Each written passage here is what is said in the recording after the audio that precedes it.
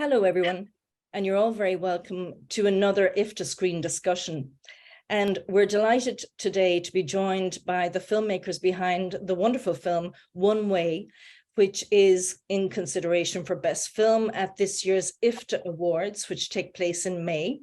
And joining us this evening are Andrew Baird, the director of the film, and Tim Power, the producer, and Fionán Higgins, the sound engineer, and also Luis Da Silva. Luis, I guess we'll call you, but he is one of the key actors in this film. So what a wonderful film, guys. Really, really enjoyed it. So you're all very welcome. Thank you. Thanks, Áine. Thank you so much for having me. Thank you. So look, it's a very interesting movie, all Irish people behind the making of this, and yet it's set in the US, and you'll tell me more details about that. And it's where this young buck is after stealing from a mobster, and he goes on the run with a haul of cash and drugs, and he's Freddie, played by Colson Baker, and he is being chased by the mob. It's very intense. It's a road movie with so many different characters, all of them very well fleshed out. So where did this come from? It was written by Ben Conway initially. So Ben isn't joining us here. So maybe Andrew, you can tell me a little bit about where the concept for the script came from. Well, I think Tim should answer that because Tim originated it. So Tim, do you want to take it? Sure, yeah. Well, I mean, I first came across it.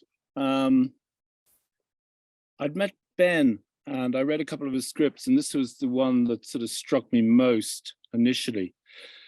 And originally it was set on a bus between Dublin and Galway. And so for various reasons, like this crazy kind of journey you go on when you're making a film, we ended up making it in the States. One of the reasons being that I always thought it was kind of sort of so iconic, the kind of idea of a sort of Greyhound bus, or, you know, and those sort of vast distances in America, which you don't really get in Ireland. So yeah, I spent about a year, maybe a year and a half, I'd say, developing it with Ben. And we did a few things, like, I mean, apart from the change to America, I suppose one of the big changes was that the whole kind of B story, if you like, the kind of gangster story, got much more developed. And the other sort of major sort of script move, I guess, was to put the Travis Fimmel character on the bus, as originally he'd just been a kind of presence on the sort of phone calls between the girl and you know, this guy who's a predator. And so the idea was to put her actually on the bus, so he's part of the action. And then there's a kind of reveal, obviously, to show that he's stalking her. Yeah, so I don't know, it was just, it kind of went from there, really. I just like that kind of claustrophobic, I mean, I like those kind of claustrophobic thrillers. And I thought this worked really well. It was quite unusual. Very, very good. And Ben, so you said, had you worked with Ben before, obviously? No, but I'd met him, and he had a few scripts and I'd read them. In fact, I was introduced to him by Terry McMahon. Okay. Old pal. So yeah, so that's how we. Well, yeah. So and Terry's just finished a kind of a Western style movie himself, you know. So it just in terms of the whole concept of this, Ben, and as you said, changing it into an American location and the characters. At what stage did you know that you could develop this, and what stage did you say, from an Irish point of view, raise the funding and so forth to put behind it? Well, I think really early, I mean, you know, it just seemed to me to be really makeable. I mean, it's just very kind of, it's very contained. It's not very difficult to make. And, you know, once Andrew came on board, and it sort of became kind of possible. And then he brought a lot of sort of stuff like cast to the table. And once we went to America, really, it kind of like it opened up so many possibilities. I think, Yeah, which is fantastic. Of course, Andrew, you've been based in the States. You've obviously worked in different locations, and I think you're in Northern Ireland at present. But the key thing about this film is identifying the characters and attracting that type of talent at the level that you have. And obviously we've Luis Da Silva here with us, but you also attracted Kevin Bacon and obviously Travis and obviously Colson Baker himself, really brilliant characters across this, and obviously Drea De Matteo as well. So tell us, Andrew, firstly, how you decided, I really want to make this project, and then how you were going to take the approach that Tim had said there, make it in the States and so forth. Yeah, well, unfortunately, Tim and one of the other producers, Martin Brennan, weren't able to come to the shoot because with COVID, the US wouldn't let people in who didn't have permanent residency or were citizens.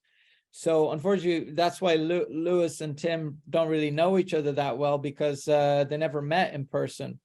But just Luis came to the table. I'd seen Luis in a movie that I admire a lot by a filmmaker, John Hillcoat, that Guy Pearce, who I've worked with now, second time works with a lot, called 999, and he really stood out. I remember saying this to Luis. He played a gang leader in the movie, and he wasn't in the movie that long, but I genuinely, I always remember, it's one of the most distinctive portrayals of a gang member I've ever seen, genuinely. And I'm not obviously, I'm not that au fait with Latino gang members or whatever, other than I've been in America for 16 years. So, but Luis did an amazing job.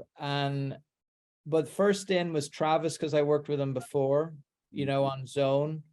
And everyone in Ireland knows Travis from Vikings, and they love him, and everybody loves Travis. And I'm so proud of what he did in this movie. I think he did a great turn. He took on a role, we won't give it away, that most actors would be afraid to do. Travis is ballsy. And after Travis, I got my manager Jib, who's a producer on the movie, was working with Colson on a Western with Sam Worthington, and I knew Colson from The Dirt, from the Motley Crue movie, and I thought he was really talented, and I said, let's get Colson, and he jumped on instantaneously. And then Kevin was interested in Colson because Kevin's quite a serious musician with his brother, and so Kevin jumped on. So then we had Kevin, Travis, Colson, and then we got Luis on, we got Drea then came on. Love Drea, she's great. And she hadn't been working that much because she has kids, like we all have kids and things. And this kind of got her back in the game. And that was our key. Am I missing anyone? Storm Reed. Oh my God, she is a star, like a thoroughbred, fantastic, extraordinary actor. 17 years of age, as confident and as accomplished, almost in just so confident, like as much as say Kevin or even like Guy Pearce. Such a wonderful, strong actress, really helped Colson because he freaked out a bit because he realized on day one that he was going to be stuck on a bus for a month, and he was carrying a whole movie, and he was, he's all, his music is a big part of his career as well, a huge part. And he was about to go on tour, and he'd just come from Saturday Night Live, and next thing you know, he's in Georgia on a bus, on a stage. And, it was his first, it really is one way, was his first leading role. The press say that he had done other leads, but he hadn't. One Way was his first lead, and he's a talented actor, and I really I saw that in The Dirt, where he was an ensemble with other actors, but he carried One Way, and he did it very well. Well, you're right. I'm like, each of the actors fulfilled their role within the character, and I wonder, you know, the process of that. I'm like, did you use a casting agent? Who did you work with to get that? No, honestly, I even had a bad experience with a casting director on this movie I just finished. And no offense to casting directors, but we did have casting directors on Zone and on One Way, but they came in and they primarily cast very small roles and then handled all the administration of the other roles. And I don't mean to, but genuinely, it's worked out that even with this next movie I'm doing, I already have in mind. And you're on the list, Lewis. I want you on this next movie as well. Yay, I love it. In New York, but it's like I kind of have an idea of all the people I want, and then, and not just me, but it's like Tim and Jib and Martin and the producers or whatever I'm working with, and it's you're like building your team. Yeah, and a lot of these, because I really pride myself. I'm very proud of the great actors I've had on all these movies, and One Way is exceptional. You know, it's really, I'm so proud of these actors. And what happens is a lot of these actors tend to know each other, or they admire each other's work. So once you get one, you get another and another, and I go like that. So that's how it works. Well, in this instance, though, it works so well because you know, obviously for Coulson, he had, as you said, he had to carry the movie. You were up close and personal with them at all times. And that's why even, you know, the contrast with young Storm, like that was such a pivotal role as well, you know, because that was where you were getting your breather in the bus, you know, between the two, and you're going from, you know, you're learning whether situations are real or, but what was wonderful was the intensity, and we're obviously going to talk, obviously the sound, but obviously great editors and everything behind this. But I'll jump to you, Lewis, because you and Coulson, the relationship between the two of you guys, you got yourselves in trouble, and in deep trouble, and it was clear that bad things were going to happen, and the intensity that you brought onto the screen was just magnificent. Because whatever about Coulson, he was on his journey already. He was in the bus, he had to put on a bit of a cam, whereas you were in the car, you were communicating with him, but you were relaying to him from the baddies back to where he is. And you really created that tense, you know, anxiety for us as an audience watching it. And I thought it was absolutely brilliant. So tell us a little bit about how you prepared for that, you know. Well, first, I want to thank you for the delightful words. I thank you very much. You know, this was brought to me by, you know, a producer that, you know, a mutual friend of mine, one of the companies I have, knew Mr. Jib Paul Hemus for quite some time. And he was like, we got this other project that's coming up. Now, keep in mind, I think everybody's forgetting how dramatic this pandemic was for everybody's lives. And to make such a brilliant piece that worked perfect during this pandemic, it was just like, it was almost as though it was effortless for Andrew. And coming off, you know, a project, this is one of his biggest ones with his biggest leads, but it was the height of the pandemic where people were getting tested 4 or 5 times a day. He mentioned that I didn't meet Tim because of the, you know, you couldn't be able to travel. So, you know, making any type of project, not to mention the success of One Way during the peak of the pandemic, my hat just goes off to him. He's a director's actor. He understands, he takes full commitment in understanding wherever every character in developing a character needs to be. I mean, down to like vision boards, a feel for scenes. He'll put us all on the thread. He'll include us on everything. And most directors don't take that time, but he's passionate. He's almost obsessed. And the obsession drives him to be, it's just art. It really is. It truly is art. So, I first originally understood that this particular character was designed for Pete Davidson, which is supposed to be Coulson, who we know him as Machine Gun Kelly in the US because he's an awesome rock star. And, MGK had this role kind of in his mind that he wanted Pete Davidson. So I kind of took that as when you're in school and you have this one friend, but that one friend is best friends with someone else, right?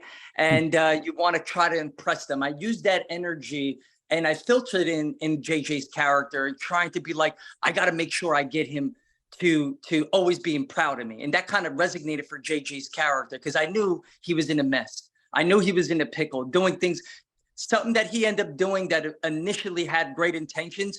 Yes. Totally wrong. And I'm like, how do I get my boy out of here? And I think Andrew did an amazing job keeping my intensity level to an all-time high. I normally have an outspoken, charismatic New York City energy, right? And it resonates on camera, but to keep that in that tempo at all times, again, I tip my hat off to Andrew to get JJ's character to where it needed to be.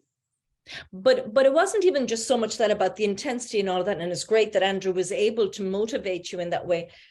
But there was also an honesty about your character that like straight away I trusted, and I think the audience would trust that you were going to do good by the Freddie, character, Coulson, that you were going to help, come and meet him and all of that. You were going to deliver. You were being truthful, and yet you were under a lot of pressure. So it's interesting, actually, Andrew.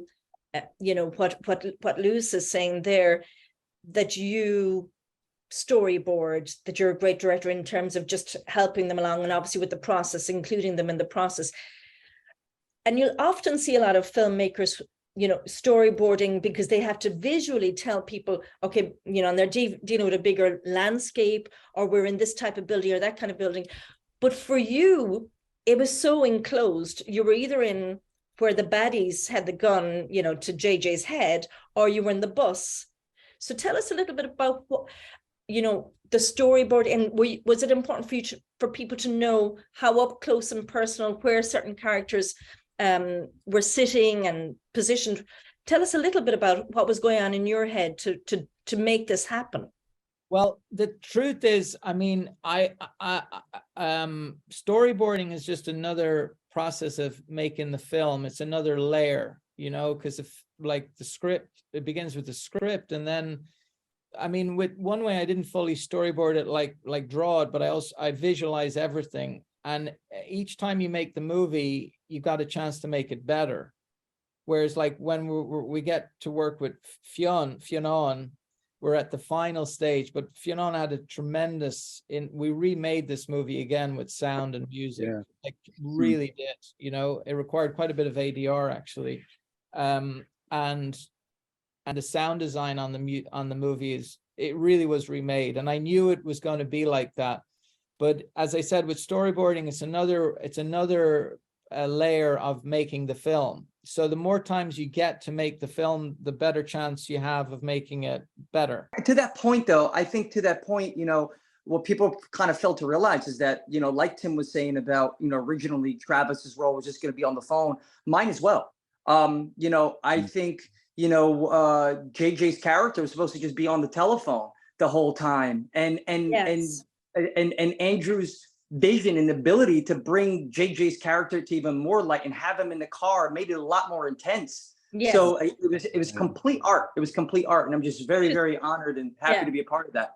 Which is fantastic, Andrew, because obviously those decisions that you made, for all of the decisions that you made, I have to say, I was personally, I suppose, I don't want to make it sound overly, but I just really was blown away by the whole experience of watching the film. I felt that you definitely brought us on a journey. I wasn't quite expecting this whole American story. And as you mentioned, that Travis was willing to take, we love Travis obviously here in Ireland, he's been in Vikings and so forth, but he was willing to take the risk to play that character. And as you said, not to give too much away, the character was like, even though he didn't have to do too much transformation, but it was the whole approach. We hadn't seen him like that before. He was very smooth, and when you realized the character that he was and that he was portraying and why he was doing so, and you brought him into the bus instead of letting him on the phone, that, you know, that was really really interesting, and a very, very smart move from your point of view. But let me bring Tim back in.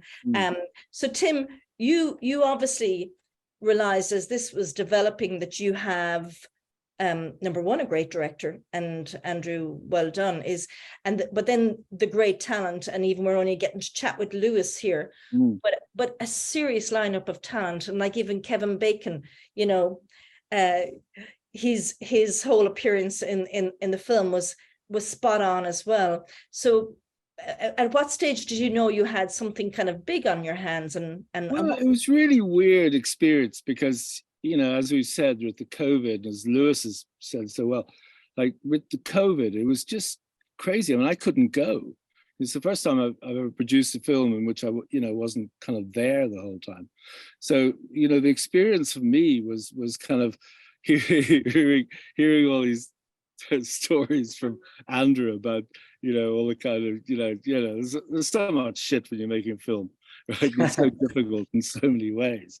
But I was watching, you know, the rushes every day. So I'm kind of watching the decisions that have been made, that Andrew's been making on a you know, hourly basis, and just being kind of totally knocked out by how good the decisions are. Because actually one thing about like making a film like that in a bus is that like, it's sort of simple in a way, but it's actually very technical.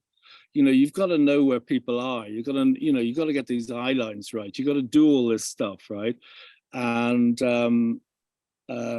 I thought that was great. And, you know, yeah, I mean, and Lewis, the way Lewis plays that part, I mean, I think it's just spot on. Storm as well was totally not what I expected. You know, when I was watching the you know, getting the rushes, I'm going, oh, what's she doing? What's she doing? And actually, the more I saw it, the more I realized that actually, because I mean, it was kind of written more like you could have played it very kind of coquettishly, or sort of, you know, what's the word, you know, like sort of she's a sassy kind of, you know, teenager. And actually, like they between, you know, with Andrew's direction and Storm's instincts, you know, they kind of turned that in its head and played it very differently. And I think it's really cool. I think it's really nicely done, and it's much more powerful to my way of thinking. And so than what it could have been. So, you know. It was a strange experience, Áine, very strange to be sitting in Dublin watching rushes of this film. And you know the way you're referring to rushes, but obviously nowadays it's not quite the. How did that happen? Because obviously in the old days with rushes, you would get to see what's coming through. Were you getting that down the line in the same at the same speed as okay? Yeah. And because of course it was edited here in Windmill. Obviously Windmill are just superb, you know, in terms of what they do. So did they do the entire editing here? Obviously it was John Malters did the editing, and brilliantly edited, because Andrew, for you, you know, the editing is crucial. So I'll talk to you though, Fionán, about the sound, because Andrew mentioned there was a lot of ADR had to be done. And the sound was very important, because you're going, as Lewis said, you know, you're going from the bus and he's in the car and then he's on the phone, you know. Well, look, we're in sound, we're at the lovely end of the creative process where the actors have done their performance and it's fantastic, and the director has done his work, and the editor has done, his picture editor has done their work, and we're presented with everybody's work, and our job is then to enhance that and have a look at it and see how we can make that better. And one of the sort of conundrums with One Way was where do you place it, because it was shot on a bus, so we've got a limited palette of sound to work with, and it's not shot in a moving bus, it's a stationary bus. So to try and get across that we're on a moving bus and in a contained environment, what sounds can we bring in to make it interesting? We had to think long and hard about that, and then preserve the amazing performances from all the actors. We had the location as well, and moved, of course, with the bus. So we wanted to represent that as well. So we used talk radio. We got some talk radio from the States, from that area, as the bus was moving through. And if you listen hard, that's in the background. And anything else that we could use to kind of enhance or just make the soundtrack more exciting. And that's a really tough ask in such a contained environment, but I think we achieved a really good job on that. And it's a collaborative, as Andrew was saying. We've worked together before on Zone, and you know, it's a collaborative with Andrew. We always come up with ideas, and you know, some ideas work and some ideas don't, but then, you know, you get to the end product, and you know, you're really proud of it then. Yeah. Well, you did a fantastic job, Fionán, because you know, I hadn't even thought about that, and it's logical that they were shooting on a static bus, because certainly the whole movement and feel of it visually first, but then the sound, it was very authentic. You know, yes, I think we achieved that. Yeah. Well, that's it. We had a great team of sound editors and dialogue editor, and it took a lot of sound to. It's a strange one. It looks like such a simple shot in the bus, but it takes a lot of sound to make it sound real. So, yes. Yeah. And that's the trouble, Andrew, because when you're a really good director, and and even Lewis there is complimenting you on an ongoing basis, because and rightly so, you're a very creative director, and you definitely delivered on this. Sometimes when you do it so good, it makes it seem seamless and so natural and realistic. But obviously, are you happy with the outcome of what you got ultimately? Ultimately, yeah, I am. It was not an easy movie to make, even in the post. It really wasn't. But you know, I think One Way proved to me that I can make a good movie. You know, Zone had its, although I get so many compliments about Zone, but I personally was like, I acquiesced to certain things I shouldn't have. You know, blah blah blah. Whereas with One Way, I really felt I kind of achieved my own personal validation that I can do this. I'm a pretty good filmmaker. I'm still a bit of a novice, but I think I have a future. So and just to talk a little bit, you know, not to forget that the writer is from Dublin, and it was initially set in Ireland, and it very much has an underlying, like, Catholic sort of story of suffering and redemption to it. So the journey on the bus is very much, and me being Irish originally, and I'm very proud of the fact that Win Mullane are extraordinary, and I mean that wholeheartedly. They're world class, and I learned how to, I mean, post-production is one of the most, if not the most important part of filmmaking, and I learned it in Win Mullane a long time ago.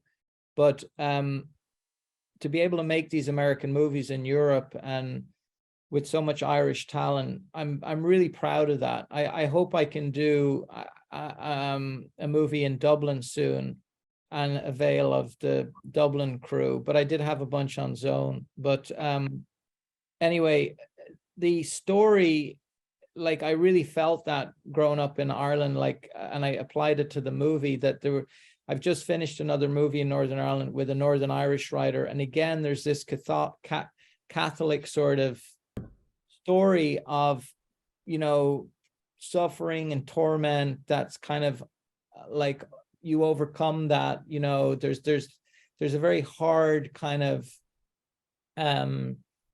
redemptive quality that people, these characters have to go on this really intense journey.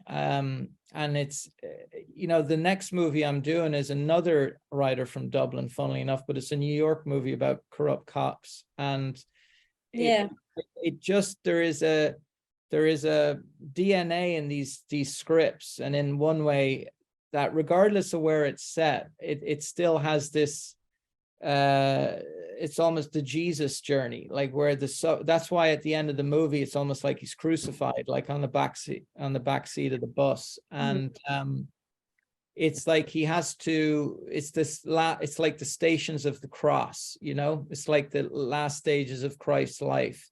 And I just felt that, and I talked to Coulson about it too, and he's like, man, I see it. That's something that permeates through Ben's writing, and it comes from his upbringing, you know. What you did do right throughout this film is you made all of the characters, we got time as an audience to really engage with them. And even, you know, his wife and his daughter that were in the hospital, and how you did that, because there were so many characters here.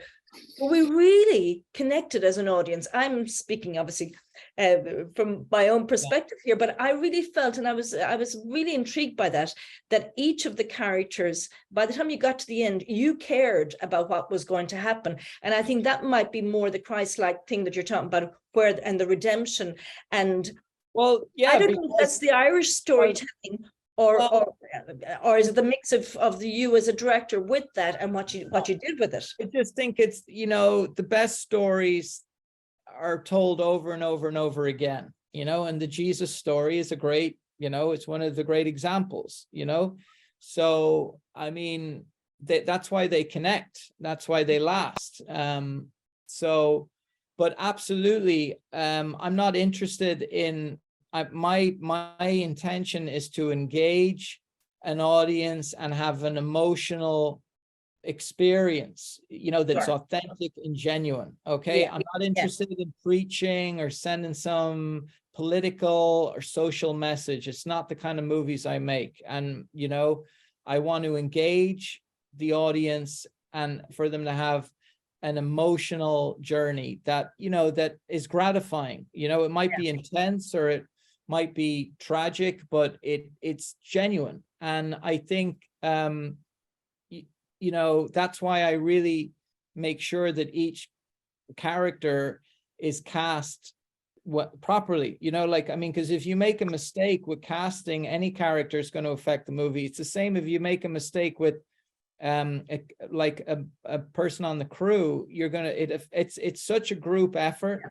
And I really appreciate what you're saying, and I've heard that a lot. I mean, that this thing really delivers, and that means the world, because a lot of people really went above and beyond to deliver in a very difficult environment. Even without COVID, shooting a movie on a bus for a month is not a pleasant experience, you know.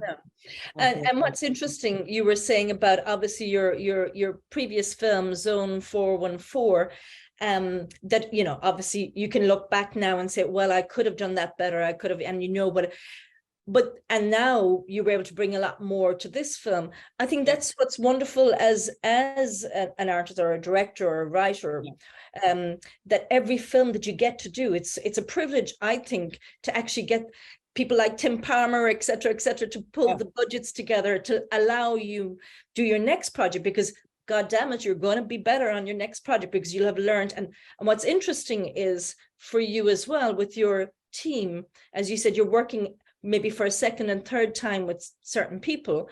The more that you build that team around you as well, you know, that your collaboration becomes more intuitive with these people, and your comfort probably in allowing them be involved at that level gets stronger and stronger. So certainly for me watching on, I'm paying attention, you know, I'm looking and saying it was a great piece of work, and it really did deliver. Luis, for you, so was this your first time with Andrew on this time round? But he's saying that he's going to have you again. But so what was the experience like for you overall? I got to tell you, and I think we've had this conversation with Andrew on ways to, you know, lunch breaks or whatever, but I was like, I'm just, you know, I'm in awe and honored to be, you know, working this, because this is kind of the type of genre projects that I enjoy personally to be involved with. The energy there, again, the emotion, right? The emotional roller coasters. And, you know, back to the reference where, you know, I'm Catholic, so I get it. It's what's life without pain? And everybody goes through their own pain and their own personal sacrifices. And this is a clear demonstration of what each individual had to suffer with, right? Whether it was Freddie's relationship with his baby mom and her pain she was going with Freddie's pain, his dad and his relationship, because as you know, I don't want to give too much away, but if his name on his cell phone demonstrates what kind of relationship they had. And then for me, you know, badass character, he's my boy, I'm JJ, but when shit hits the fan, you know, you tend to say, okay, hit the panic button and shit's going to go south quick. And are we prepared for it? And I don't think JJ was prepared for what was actually happening that fast. So, you know, I love Andrew's work. I'm happy that, you know, he brings me back, and I'm delightful. I'm supposed to be coming out there in the next couple of weeks to work with him in Belfast. So I'm excited. And it's one of my favorites. I think I've texted him a billion times. I was like, I'm literally one of my favorites to work with, just because he understands me. He really does, as a person, as a character, and he knows levels. And it takes a really good director to bring out, like a coach of a good team, right? Yes. You know, it's whether it's the fourth quarter or it's, you know, the last 10 minutes in a football match. It's you know, and he brings that out, and I love his work. I love his work. Well, there you go. And so, Tim, obviously the big thing is to get this out to audiences. And it's so, tell us a little bit about that journey. Where has it been seen so far, and where has it been released, and where to next? Well, I don't know. I mean, it's just it's out there, and you know, it's available. So I don't know what I mean. You know, I'm not quite sure where the journey goes from here with it.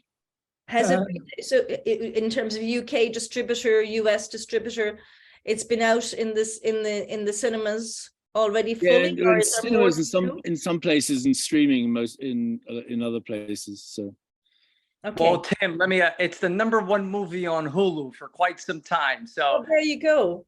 Kudos to you, Andrew. Kudos to you, Tim. It's the #1 movie on Hulu, and I think it's still there. I mean, in every international flight, I was just on an international flight, and it's available on American Airlines, Delta. I mean, you name it. So yeah, you guys did it. You guys did it. I'm just happy to be a part of it. Fantastic. Well, this has been great to meet you, Lewis, by the way. Hey, hopefully I get a chance to meet you in person, Tim. Hopefully I get a chance to meet you in person. Yeah, we will.